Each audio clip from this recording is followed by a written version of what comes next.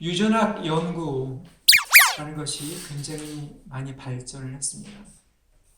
그래서 많은 이 인류학자나 사회학자뿐만 아니라 여러 다른 학문 분야에서 유전학이 그 기초를 흔들고 있다 이렇게 얘기를 하기도 합니다. 그 유전학 연구가 발전하면서 인간과 이 영장류 중에 침팬지의 유전자를 비교를 해서 연구를 발표한 적이 있었는데요. 비교한 결과 98.7%가 동일하다고 합니다. 네, 98.7%. 그러니까 우리와 요즘도 동물원이 있습니까? 동물원에 있는 침팬지의 차이는 1.3% 정도밖에 안 된다는 얘기죠. 2% 기껏해야. 자, 그러면 그 2%가 무엇일까? 그 2%의 유전자의 차이에서 나오는 그 종의 경계, 그것이 무엇일까? 여기에 이제 사람들이 관심을 가지고 더 연구를 하기 시작한다고 합니다. 그 중에 하나가 예를 들면 언어 유전자 같은 경우에는 인간에게만 있다고 합니다. 그래서 이러한 것들이 차이를 만들어내면서 완전히 분리가 되는 거죠. 우리는 이 하나님 앞에 지원받은 그런 형상으로서, 사람으로서 어떤 독특한 존재인 거죠. 그런데 이 하나님의 형상을 가지고 있는 사람으로서 또 여기 우리가 읽은 본문에는 두 종류의 사람들이 존재한다고 합니다. 누구예요? 하나님의 자녀들과 마귀의 자녀들. 하나님의 자녀들 아니면 마귀의 자녀들이라는 거죠. 제가 오늘 제목을 하나님의 자녀들이냐 마귀의 자녀들이냐 이렇게 쓸까 하다가 너무 이렇게 자극적인 것 같아서 하나님의 자녀들의 영적 DNA가 뭐냐, 이것을 좀 우리가 밝혀보자. 그러니까 겨우 우리가 세상에서 살면서 똑같이 살지만, 사람으로서 살지만 뭔가 차이를 만들어내는 독특한 그것이 있다. 그걸 우리가 영적 DNA라고 부릅니다. 하나님의 사람들과 그렇지 않은 사람들의 차이가 분명히 존재하는데 그 기준이 뭐냐? 인간, 영장류 속에서 인간과 침팬지의 1.2% 사이 중에 그 하나인 언어처럼 하나님의 자녀들, 하나님께 속한 사람들, 마귀에게 속한 사람들의 차이가 있는데 그 차이를 지금 사도 요한은 이야기를 해주고 있다는 것입니다. 사도 요한의 이런 이분법적인 사상을 우리가 너무 실체적으로 받아들여갖고 나는 하나님의 사람이니까 다른 사람들은 다 마귀의 자녀들이라 이렇게 받아들이면 안 되고요. 여기서 말하고 있는 이 마귀의 자녀들을 하나님의 자녀들이라는 것은 어떻게 보면 영적인 그러한 현상을 가리킵니다. 영적인 이 상황 내지는 위치를 가리키는 거죠. 이 마귀의 자녀들, 하나님의 자녀들이라고 해서 여기 속하였다 이런 얘기를 하잖아요. 결국 하나님을 아버지라고 부르고 거기에 아버지께 우리가 속했기 때문에 자녀들이 된 건데 그것은 무슨 얘기냐? 우리가 이 구약의 이 용법들을 조금 살펴봐야 되는데 우리가 인간으로서 하나님의 자녀가 되었다라는 것은 하나님의 말씀을 들을 수 있는 관계가 되었다라는 얘기죠. 그렇죠? 하나님의 음성을 듣고 하나님께 순종할 수 있는 그러한 상태가 곧 하나님의 자녀들이라는 거예요. 그게 없으면 사실은 우리가 누구의 음성을 듣게 돼 있느냐? 마귀의 음성을 세상을 통해서 듣게 될 수밖에 없기 때문에 하나님의 자녀가 아니면 마귀의 자녀로서 살 수밖에 없다는 것이 어떻게 보면 굉장히 극명하게 드러나는 그러한 차이라는 것입니다. 오늘 요한일서의 2장 28절부터 3장 10절까지의 사도 요한이 지금 요한 공동체, 교회 공동체에게 위로와 격려 말을 해주고 있는 것이 바로 그러한 것입니다. 여기 반복되는 그 말들이 있는데요. 의를 행한다라는 말이 있어요. 그렇죠? 그렇죠? 29절 보십시오. 의를 행하는 자마다. 그렇죠? 그리고 3장 7절에 보십시오. 의를 행하는 자는 그의 의로우신과 같이 의롭고 이렇게 되어 있죠. 3장 10절에도 보면 의를 행하는 자는 이렇게 나와 있습니다. 결국 의를 행하는 것, 이것이 우리의 영적 DNA의 핵심이다. 하나님 앞에 우리가 누구인지를 깨닫고 그 누구인지를 깨닫는 상태에서 행동이 나오는 것, 이것이 바로 우리의 영적 DNA다. 이 말을 왜 사도 요한이 공동체에다 했을까요? 지금 에베소 지역에 있는 가정교회 공동체는 많은 어려움을 겪었다 그랬죠. 많은 사람들이 이단적인 사상의 교회를 떠나고 교회가 거의 어떻게 보면 혼란 가운데 있었습니다. 자기들이 믿고 있는 진리가 진짜인가? 자기들이 여태까지 믿어왔던 그러한 정통신앙이라는 것이 진짜인가라는 것을 확증해야 될 필요가 있습니다. 거기에 더 근본적으로 자신들이 지금 하나님의 자녀다라고 말하고 있는 저 사람들 밖에서 영적인 지식과 체험을 자랑하면서 성공 가도를 달리고 있는 사람들이 많이 모여지고 있는 그러한 이단적인 교회들을 보면서 자신들의 위치가 점점 줄어들고 있었죠. 그런 위기감 가운데 우리가 진짜 누구인가 하는 것을 확인해야 될 필요가 있었습니다. 사도 요한은 너희들이 누구인지를 깨달아라 이렇게 이야기를 합니다. 우리가 보통 말하는 영적 각성이라는 것은 우리가 누구인지를 깨닫는 거죠. 누구인지를 깨달을 때 거기서 어떤 힘이 나오고 어떤 실행이 나오는 거죠. 여러분 영화 같은 거 좋아하세요? 영화를 보면 그 외에 보통 SF 영화나 이런 데를 보면 이런 헐크 같은 경우에 자기 안에 뭐가 있는지를 모르고 있다가 어떤 힘이 존재한지를 또 각성한다 그러죠. 깨달을 때 엄청난 뭐 슈퍼맨이나 뭐 슈퍼 원더우먼 이런 그런 요즘 나오는 히어로 영화 같은 걸 보면 각성한다 그러잖아요. 자기 안에 어떤 능력이 있는지를 누구인지를 깨달았을 때 뭔가 힘이 나오고 뭔가 이렇게 하는 그러한 그림으로 이 글을 읽으면 됩니다. 사도 요한은 과연 우리에게 있는 이 진짜 정체성, 우리와 하나님의 사람들이 어떤 DNA를 가지고 있고 밖에 있는 사람들이 어떤 차이가 있는지를 선을 그어줘야 될 필요가 있다. 그것을 깨닫게 해서 그것을 알게 해주는 것, 이것이 사도 요한의 목표였다는 것입니다. 오늘 그 말씀은 어떻게 보면 간단합니다. 죄를 짓는 것은 우리가 죄인이기 때문에 어쩔 수 없이 죄를 짓게 된다는 거죠. 그렇죠? 죄성을 가지고 있기 때문에 죄를 지을 수밖에 없는 존재인 거예요. 그러니까 아무리 내가 죄를 짓지 않으려고 노력을 해도 죄를 안 지으려고 생각을 하고 죄를 거부해도 그럴 수 없다는 것, 이것이 우리의 현실입니다. 예수를 믿지 않았을 때의 현실인 거예요. 그러나 예수님을 믿게 된 다음부터는 어떻게 되느냐? 우리가 하나님과의 관계, 하나님 안에서 새롭게 태어난 존재이기 때문에 의롭게 됐단 말이죠. 그래서 의롭게 됐기 때문에 의를 행할 수 있다는 거예요. 이것이 우리의 DNA라는 겁니다. 죄인이기 때문에 죄를 짓는 것이지 죄를 짓기 때문에 죄인이 아니라고 얘기했잖아요. 그걸 뒤집어서 말하면 똑같습니다.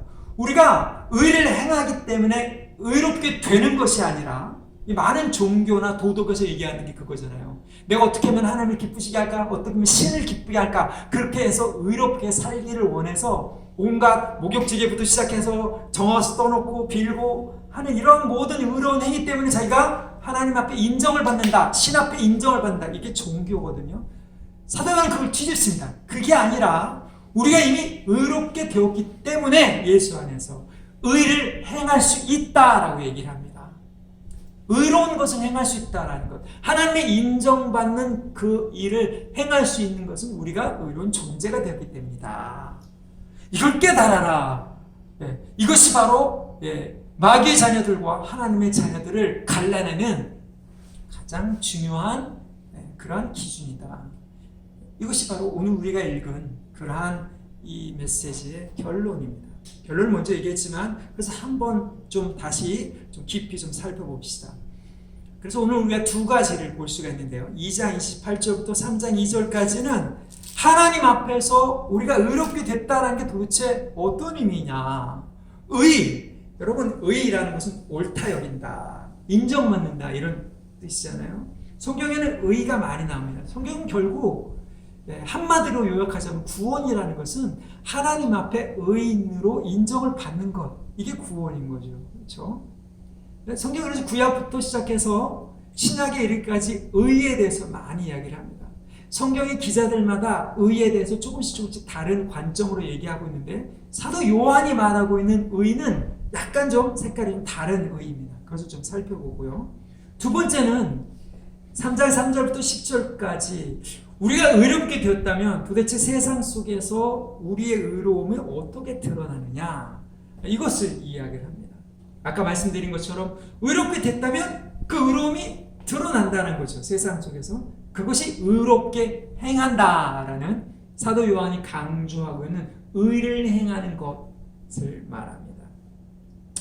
다시 결론을 이야기를 하자면 하나님의 우리가 사랑을 받은 자녀로서 예수 그리스도의 의로움을 덧입었기 때문에 하나님의 인정하시는 일을 행할 수 있다라는 게 구원의 가장 중요한 측면이라는 거죠. 그렇죠? 자, 그러면 우리가 하나님 앞에 의로우심을 얻었다라는 것이 요한 사도가 말하는 그게 뭔가 하는 것을 하나씩 좀 살펴봅시다. 먼저 그것을 보기 전에 여러분 의 그러면 굉장히 막 무겁고 거창하고 뭔가 좀 머리에 띠두르고 으쌰으쌰 의로운 내지는 몸을 불사르면서 어떤 누구 대의를 위해서 목숨을 바치고 막 그런 거를 거창하게 생각하는데 성경에서 말하는 의는 굉장히 실제적이면서 어떻게 보면 굉장히 그거보다 굉장히 깊습니다. 우리 존재에 대한 이야기를 하는 거거든요. 그래서 사도 바울은 이방인의 선교사였기 때문에 의를 얘기할 때 헬라인이 이해할 수 있는 그 의의 개념을 법정적인 용어로 먼저 설명을 합니다. 무슨 얘기예요? 하나님 앞에 죄인이 아니라 의롭다함을 인정받은, 법정적으로 무죄하다라고 인정받은 그 상태, 그래서 하나님 앞에 무죄하다라고 설 수 있는 그런 상태를 사도 바울은 주로 의로 얘기합니다. 하나님의 의를 얘기해요. 그러나 사도 요한은요, 의를 얘기할 때 하나님 앞에서 법정적으로 옳다, 죄가 없다, 무죄하다라고 설 수 있는 그러한 것뿐만 아니라 하나님과의 어떤 관계를 가지고 있느냐, 관계적인 의를 얘기해요. 하나님 앞에 어떤 관계를 유지할 수 있느냐. 그러니까 우리가 누가 이렇게 나한테 어떤 그 얘기를 해서 가슴속에 확 꽂히면 그 사람이 별로 마음에 안 들잖아요. 그러면 꼴 보기도 싫고 그렇잖아요. 그거는 뭐예요? 의가 없는 상태인 거예요. 그렇죠? 말하기도 싫고, 여기서 나오는 담대함을 얻어서 말을 할 수 있다라는 이게 의를 가졌기 때문에 하나님과의 관계성 속에서 나올 수 있는 그러한 말이거든요. 그러니까 의를 너무 어렵게 생각하지 마시라. 하나님 앞에 나아갈 수 있는 그 관계가 된 것, 이것이 사도 요한이 말하고 있는 의라는 거예요. 그러니까 여러분이 제가 그랬잖아요. 사도 요한이 말하고자 하는 그 의는 하나님 앞에 이 떳떳하게 설 수 있는 그러한 법정적인 그 위치뿐만 아니라 하나님 앞에 내가 자녀로서 품 안에 아이가, 엄마가 품 안에 아이를 안고 그 아이의 눈을 맞추면서 옹알을 하는 아이에게 이야기를 하면서 편하게 말할 수 있는 그런 관계, 우리가 하나님께 그런 관계를 가질 수 있다는 것, 이것이 의라는 것입니다. 자, 그러면 우리가 그것을 하나씩 한번 보겠습니다. 첫 번째, 2장 28절이죠. 한번 같이 읽을까요? 시작. 자녀들아, 이제 그의 안에 거하라. 이는 주께서 나타나신 바 되면 그의 강림하실 때 우리로 담대함을 얻어 그 앞에 부끄럽지 않게 하려 함이라. 네. 그의 안에 거하라. 이 거한다라는 말, 함께 뭔가를 같이 하기로 결정한 상태라는 거죠. 함께 동거하는 관계, 내지는 어떤 계약 관계에 있어서 동업을 한다는 그런 관계인 거예요. 이 거한다라는 말은 상당히 중요합니다. 이 거한다라는 것은 그냥 돈 내고 그냥 이렇게 호텔 같은 데 가서 그것을 이용하는 것이 아니라 어떤 계약을 맺고 뭔가를 같이 하거나 같이 사는 그런 관계를 얘기하는데, 그 앞에 나타내신 바 되면 강림하실 때 담대함을 얻는다. 이거를 가지고 우리가 거한다라는 그 의미를 풀어야 돼요. 여러분, 변호사 아시죠? 변호사가 어떤 죄를 저지른 사람들을 변호해 줄 때 그 변호사는 그 죄 의뢰인이라고 하죠. 그 죄를 지은 사람 혹은 무죄인 사람, 그 사람과 어떤 관계를 맺습니다. 그렇죠? 그 관계를 맺고 그 사람을 변호해주는 그러한 계약 관계에 있습니다. 그것이 바로 거한다는 거예요.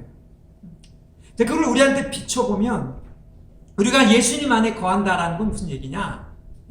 예수님은 우리의 보혜사, 예수님의 영인 성령을 우리의 보혜사, 보혜사가 뭐라고 그랬습니까? 변호하는 사람, 우리를 위해서 하나님 앞에 대변해주는 분이라고 얘기했잖아요. 그분과 계약 관계에 있는 거예요. 그러니까 우리가 그분을 우리의 죄를 대신해서 말해줄 수 있는, 변호해줄 수 있는 변호사처럼 여겨져야 된다는 말이죠. 자, 그런데 이 세상의 예를 들어보면 얼마 전 뉴스에서 나왔어요. 아주 악한 살인을 저지른 제주도의 그 고 모 씨, 그분의 변호를 하던 분이 사임을 했다라는 그런 얘기가 나왔습니다.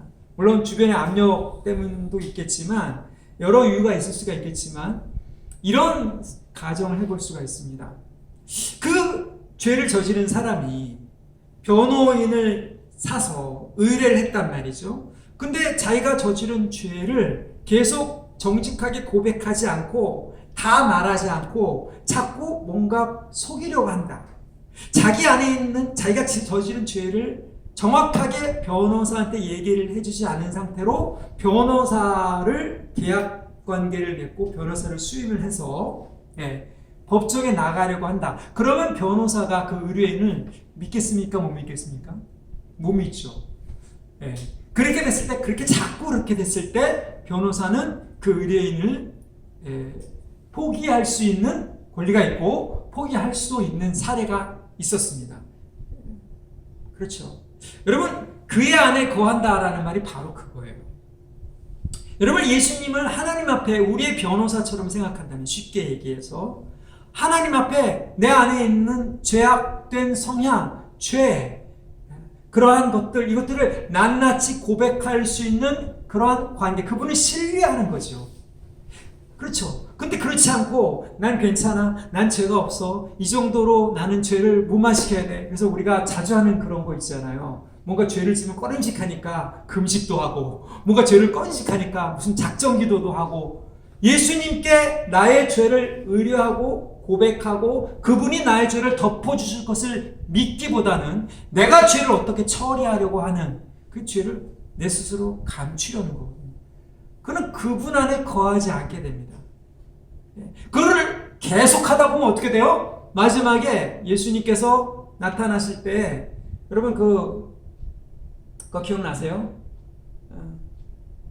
마태복음 7장에 보면 그런 얘기가 나옵니다. 우리가 주를 주여 주여 하면서 주의 이름으로 귀신도 쫓아내고 병도 고치고, 근데 예수님께서 뭐라 그러세요? 내가 너희를 모른다, 이렇게 하십니다. 여러분, 예수님께서 우리에게 모른다라고 말할 정도라는 것은 뭐냐? 우리 안에 있는 것을 온전히 드러내지 못했다는, 거하지 않은 상태로 예수님을 믿는다고 착각한 신앙. 여러분, 사도 요한은 바로 공동체에 있다가 자기의 영적인 어떤 성취를 위해서 교회를 뛰쳐나간, 지금 요한 공동체를 뛰쳐나간 그러한 사람들을 향해서 이야기를 하고 있는 것입니다. 그 안에 거하지 않는 것이거든요. 자기의 종교적인 의리를 위해서 스스로 뭔가를 성취하기 위해서 나간, 예수님을 그래서 그리스도를 부인한다 그러잖아요. 적 그리스도다. 하나님의 아들을 부인하는 자, 이렇게 얘기를 하잖아요. 이해가 되시죠?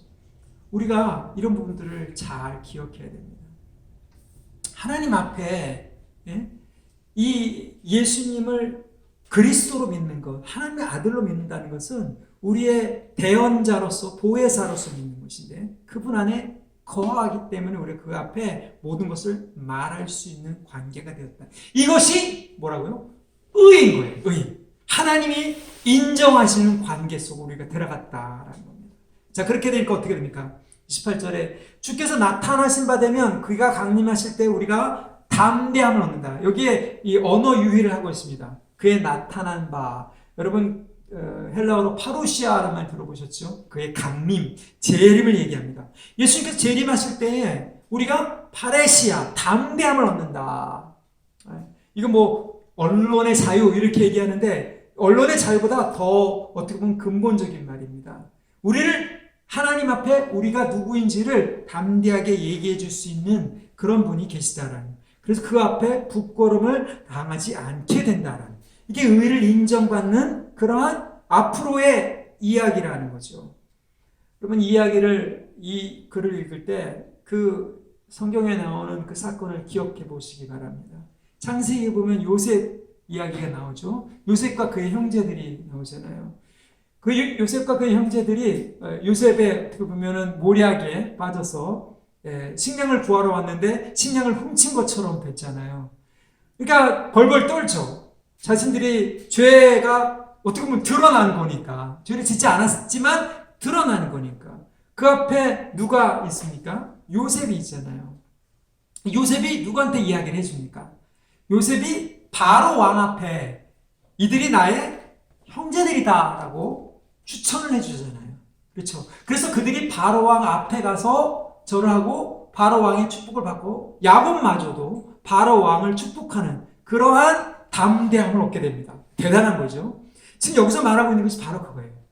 예수님께서 우리를 의인 되신 그분이 우리에게 그 의를 전가하시면서 우리를 대신해서 얘기를 해주시는 그런 관계, 그분 안에 계속 거하면 우리가 이제 담대함을 얻어서 하나님 앞에 죄인이었지만 이제 마지막에 오실 때 하나님 앞에 담대히 나가 말할 수 있는 그러한 상태가 되는 것. 여러분 이것이 바로 요한이 말하고 있는 의입니다.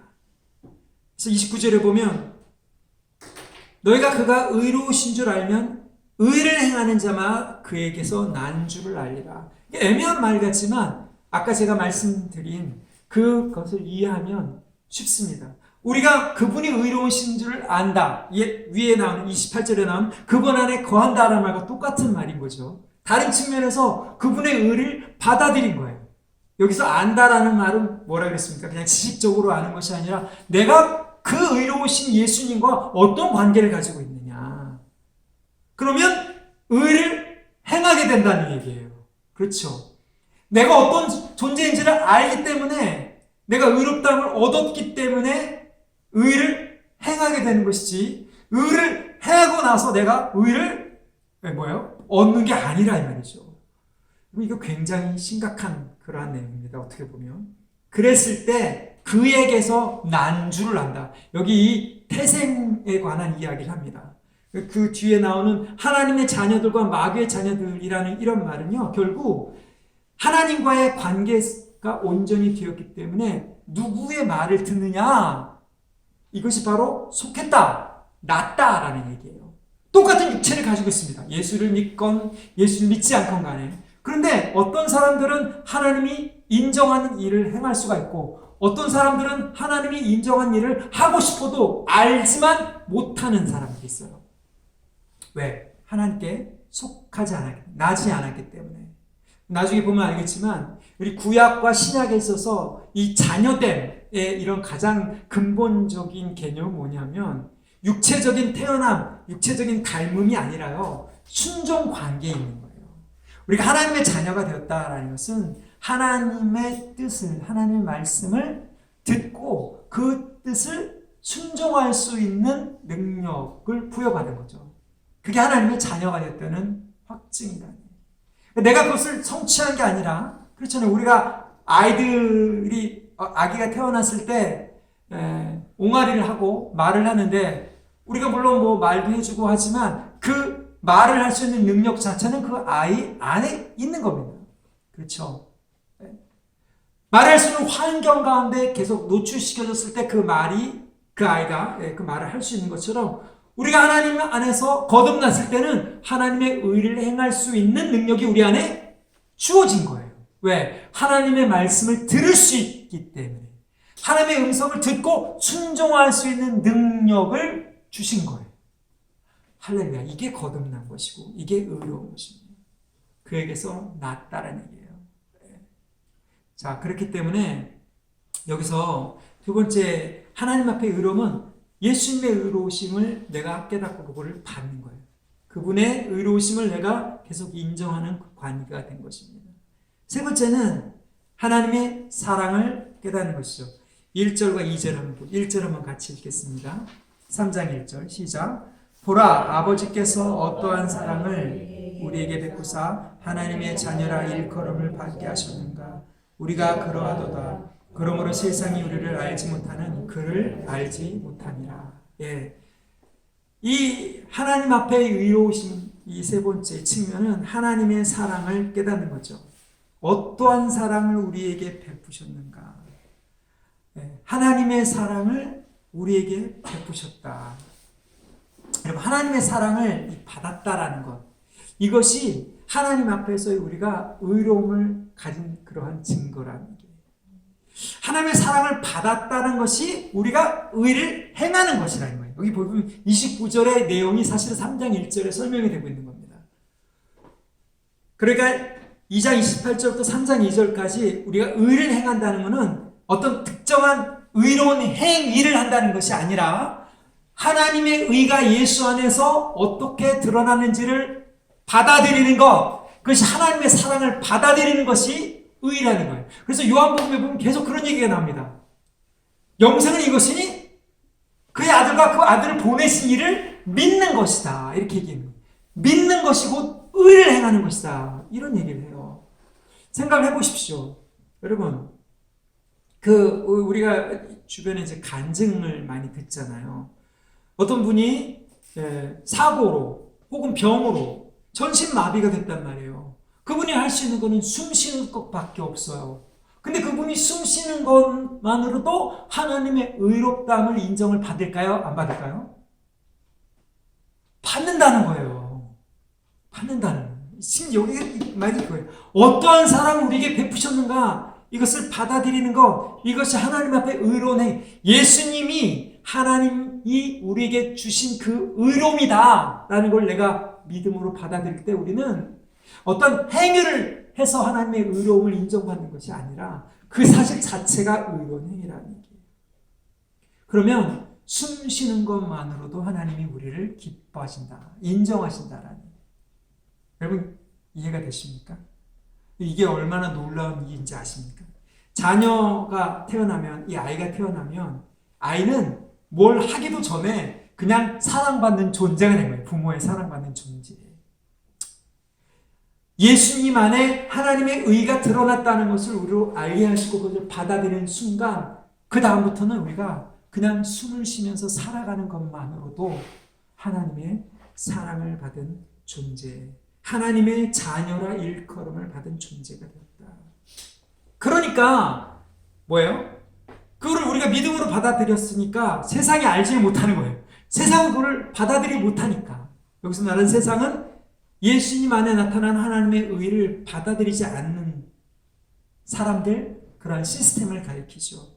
우리는 그걸 받아들였어. 그래서 우리는 거듭났어요. 하나님은 우리를 의롭다 여기시고 우리가 숨 쉬는 것만으로 기뻐하죠. 그래서 우리가 하나님의 자녀라 일컬음을 받게 된 것이죠. 예, 그렇죠. 그래서 사도 요한 3장 2절에 이렇게 얘기합니다. 그 하나님의 사랑이 우리 안에 들어왔을 때 우리가 어떻게 되느냐? 사랑하는 자들아, 우리가 지금은 하나님의 자녀라. 지금 하나님의 자녀인 거예요. 아이가 태어났어요. 그냥 숨만 쉬어요. 아무것도 하지 않아요. 그런데 어떻게 돼요? 나중에 장래에 어떻게 될 것은 아직 나타나지 않았다. 사실 우리가 무슨 짓을 한다고 하나님 앞에 의를 자랑할 수 있겠습니까? 예수 안에 있는 그 의를 얼마만큼 받아들이느냐가 우리 인생에 하나님이 얼마만큼 드러나느냐를 결정하는 것이지, 얼만큼 의로운 행위를 많이 한다고 해서 하나님의 그 의를 인정하시는 것이 아니라는 거죠. 그러니까 우리가 행한 어떠한 의로운 행위도 예수의 의를, 예수님 안에 있는 그 의롭다 하심을 뛰어넘을 수 있는 그런 의로움은 없다라는 얘기입니다. 그러면서 하나님이 우리 안에 부어놓으신 그 예수님의 의가 어떻게 될지를 나타내시는데, 그가 나타나심이 되면, 그러니까 예수님이 앞에 오잖아요. 나타나실 때 우리를 의롭게 하신 그 부분이 나타나는 거예요. 그러니까 제가 아까 말씀드린 그 예화로 다시 돌아가 보면, 예수님의 의롭다 하심을 받아들인 혹은 상처를 받아서 내지는 사고를 당해서 병에 들어서 전신마비에 걸린 사람이 예수님의 의를 받아들였어요. 자기는 손 하나 까딱할 수 없는 존재다라고 좌절하고 절망하는 그 사람에게 하나님이 나타나셔서 이 말씀을 주셨다. 그리고 이 말씀을 붙들었다. 그러면 그 사람이 아무 일도 하지 않았다 할지라도 뭐예요? 그가 나타나심이 될 때 그와 같이 하게 되는 거예요. 그와 같이 만드시는 거예요. 우리가 그와 같을 줄 아는 것은 예수님의 의롭다 하신 그 의로우심처럼 만들어주신 거예요. 왜냐하면 그의 참모습 그대로를 볼 것이기 때문이다. 이게 놀라운 것입니다. 이게 참 신비인 거죠. 하나님의 사랑을 받아들인 것이 의를 행하는 것이다. 이게 첫 번째 하나님 앞에서의 의로우심의 기준입니다. 여러분, 세상이 우리를 모르는 이유는 하나님의 사랑을 거부하기 때문입니다. 그래서 예수님 안에 나타난 그 의를 믿고 싶어도 믿을 수가 없는 거예요. 우리가 기억해야 되는 것은 아까 말한 것처럼 이 소망을 붙들고 있어야 돼요. 하나님 앞에 하나님께서 우리에게 주시는 그 의를 우리가 믿음으로 계속 받아들여야 돼요. 그런데 그렇지 않냐고 의지적으로 내가 하나님을 사랑한다고 하거나 의지적으로 하나님을 기쁘시게 한다고 하면 하나님의 의를 내 의로 거부하게 되는, 그것이 바로 바리새인들이 예수를 죽였던 이유였고 우리가 보통 말하는 종교의 영이라고 얘기를 하는 거예요. 아버지의 사랑을 받아들이지 않고 자기의 의를 축적해서 하나님 앞에 서려고 하는 것, 아무리 선한 의도이고 아무리 좋은 일이고 좋은 선한 행위를 많이 쌓는다 할지라도 예수님이 한마디 내가 너희를 모른다 라고 하실 수 있다는 거예요. 의지적으로 그 뒤에 나오는 뭔가 선한 일을 하려고 하고 다른 사람을 사랑하러 가는 것, 이것이 도덕이고 종교이고, 여러분 실제로 그렇게 해서 하나님 앞에 설 수 있는 사람이 없다라는 것, 이것이 지금 사도 요한이 요한 공동체에게 말하고 있는 그러한 핵심적인 의입니다. 이 의는 다른 의죠. 그렇죠? 관계적인 의인 거죠. 이 의는 하나님께서 우리에게 부음받은 그런 사랑 안에 거하는 의고, 그것을 깨닫는 데서 나오는, 우리가 누구인지를 깨닫는 데서 나오는 의로움입니다. 여러분, 오늘 우리가 이 하나님 앞에 의로우심을 기억하고 정말 이 의로우신 줄을 아는 것, 그분이 어떤 분인가, 예수님 안에 하나님께서 보여주신 그 의로우심이 어떤 것인가, 이것을 우리가 더 깊이 묵상하고 그것을 믿고, 아까 말한 것처럼 우리의 변호사, 우리의 변호인, 우리를 대신해서 서주실 분, 그분을 내가 붙드는 거함, 그 가운데 거할 때 하나님께서 우리를 숨만 쉬어도 기뻐하시는, 보라 아버지의 사랑이 어떠한지, 그 사랑 우리가 어떻게 베푸셨는지를 깨닫게 될 것입니다. 그래서 우리가 하나님의 자녀인 것을 하나님이 인정하실 때, 그 다음 그 뒤에 나오는 3절부터 10절까지 세상이 우리를 의로운 하나님의 자녀로 인정하게 되고, 의로운 하나님의 자녀들과 마귀의 자녀들이 구분되는 그러한 일들이 있게 될 것입니다. 오늘 여기까지 하고 다음 주에 또 계속하겠습니다. 예수님의 이름으로 축복합니다. 기도합시다.